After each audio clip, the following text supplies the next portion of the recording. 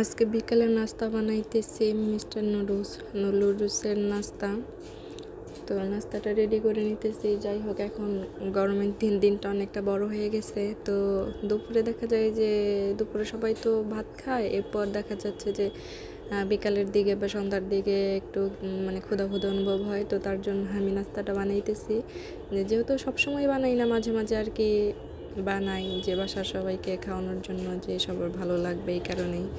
তো আমি নুডলসটা বানাইতেছি। তো নুডলসটা আমি ভাজা করবো না আর কি, একটু ঝোল করবো।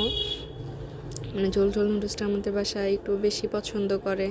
তো এখানে তো সবাই চিলি সস, টমেটো সস এগুলো ব্যবহার করে। তো আমি এগুলো ব্যবহার করব না। আমি এমনি সাধারণভাবে বাসায় যে উপকরণগুলো থাকে, যে মশলাগুলো থাকে, এগুলো দিয়েই বানাইতেছি। তো আমি নুডলসটার সঙ্গে আমি চাও রাখছি। তো নুডলসটা যদি আপনাদের কারো রেসিপিটা যদি ভালো লাগে, এভাবে নুডলস খেতে যদি ভালো লাগে, তো আপনারাও বাসায় ট্রাই করতে পারেন, বাসায় বানিয়ে খেতে পারেন। আশা করি খুব ভালো লাগবে। আর যদি ভালো লাগে অবশ্যই ভিডিওতে কমেন্টস করবেন যে কেমন হয়েছে। তো ভালো থাকেন, সুস্থ থাকেন। আল্লাহ হাফেজ। আবার দেখা হবে অন্য কোনো ভিডিওতে।